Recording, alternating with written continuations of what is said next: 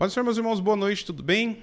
Vamos para mais uma leitura bíblica e dessa vez vamos finalizar o livro de Atos dos Apóstolos.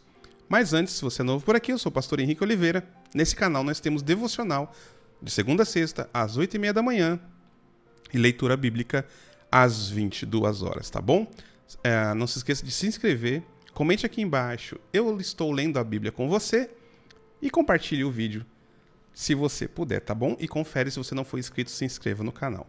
Vamos lá, Atos dos Apóstolos, capítulo de número 27.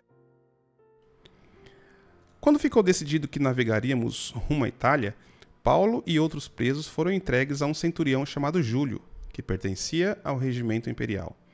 Embarcamos em um navio de Adramítio, que estava de partida para alguns lugares da província da Ásia, e saímos ao mar, estando conosco Aristarco, um macedônio de Tessalônica. No dia seguinte, ancoramos em Sidom. Júlio, em um gesto de bondade para com Paulo, permitiu-lhe que ele se encontrasse com amigos para que estes suprissem as suas necessidades. Quando partimos de lá, passamos ao norte de Chipre, porque os ventos nos eram contrários. Tendo atravessado o mar aberto ao longo da Cilícia e da Panfilha, ancoramos em Mirra, na Lícia. Ali o centurião encontrou um navio alexandrino, que estava de partida para a Itália, e nele nos fez embarcar. Navegamos vagarosamente por muitos dias e tivemos dificuldades para chegar em Cnido.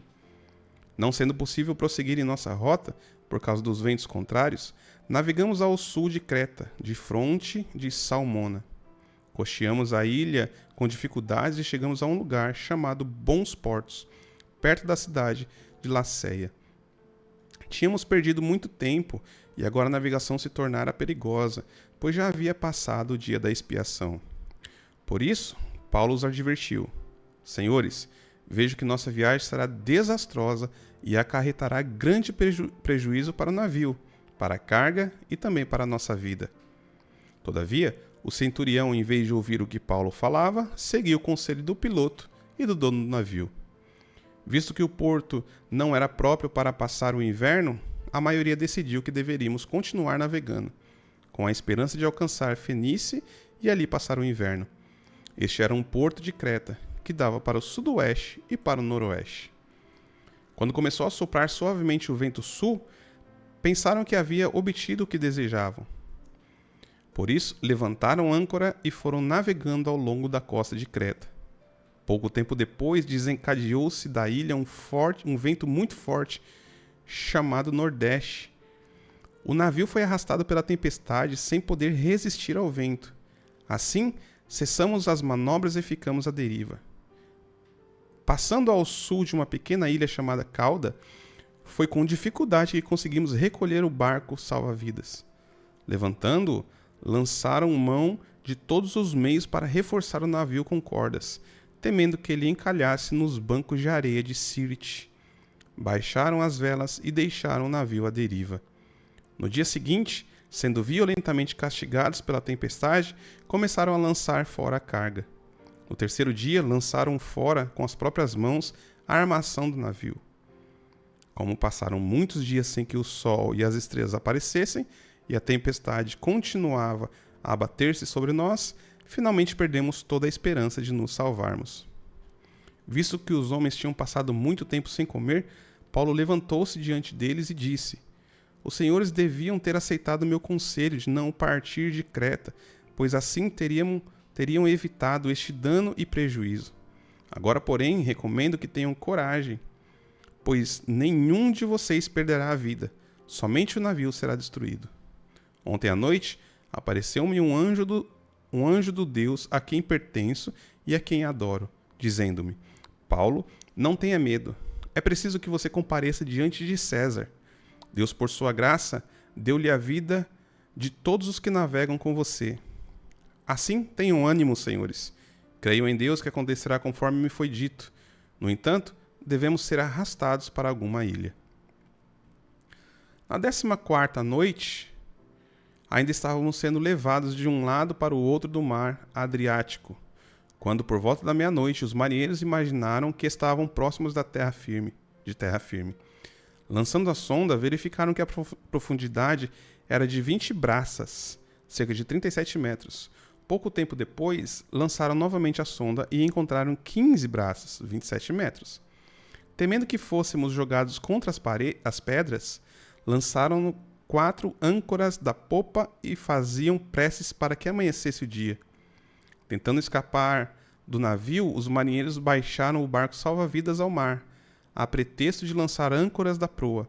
Então Paulo disse ao centurião e aos soldados: Se estes homens não ficarem no navio, vocês não poderão salvar-se. Com isso, os soldados cortaram as cordas que prendiam o barco salva-vidas e o deixaram cair.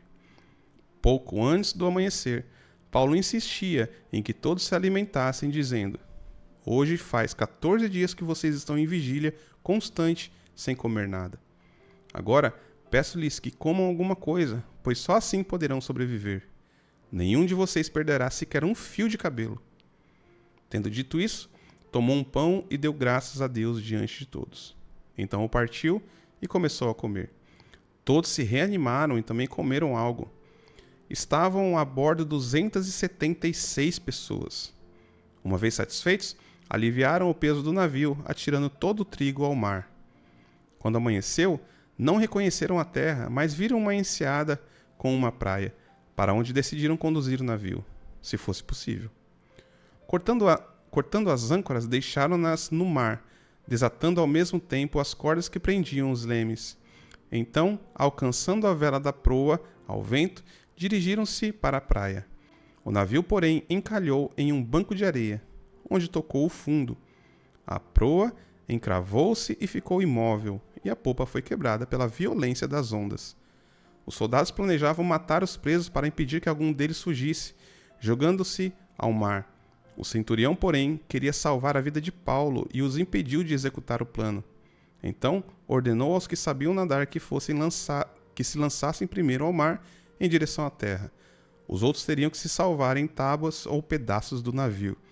Dessa forma, todos chegaram à terra sãos e salvos. Uma vez a salvo em terra, descobrimos que a ilha se chamava Malta. Os habitantes da ilha mostraram extraordinária bondade para conosco. Fizeram uma fogueira e receberam bem a todos nós, pois estava chovendo e fazia frio.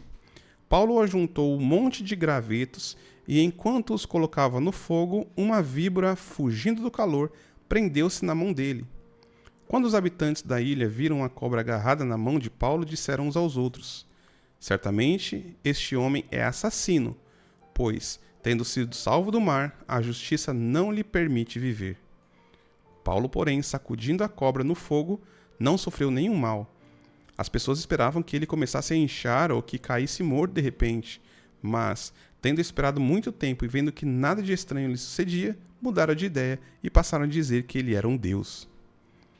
Perto dali havia uma propriedade pertencente a um homem chamado Públio, o principal da ilha. Ele nos convidou a ficar em sua casa e por 3 dias bondosamente nos recebeu e nos hospedou. No entanto, o pai de Públio estava doente, acamado, sofrendo de febre e desinteria. Paulo entrou para vê-lo e, depois de orar, impôs-lhes as mãos e o curou. Como consequência disso, os outros doentes da ilha vieram e foram curados. Eles nos prestaram muitas honrarias e, quando estávamos para embarcar, forneceram-nos os suprimentos de que necessitávamos. Passando 3 meses, embarcamos em um navio que tinha passado o inverno na ilha. Era um navio alexandrino, que tinha por emblema os deuses gêmeos, Castor e Pólux. Aportamos em Siracusa e ficamos ali 3 dias. Dali partimos e chegamos a Régio. No dia seguinte, soprando vento sul, prosseguimos, chegando a Puteoli no 2º dia. Ali encontramos alguns irmãos que nos convidaram a passar uma semana com eles. Depois, fomos para Roma. Os irmãos dali ouviram falar que havíamos chegado e vieram até a praça de Ápio e a 3 vendas para nos encontrar. Vendo-os, Paulo deu graças a Deus e sentiu-se encorajado. Quando chegamos a Roma, Paulo recebeu permissão para morar por conta própria, sob a custódia de um soldado. 3 dias depois, ele convocou os líderes dos judeus.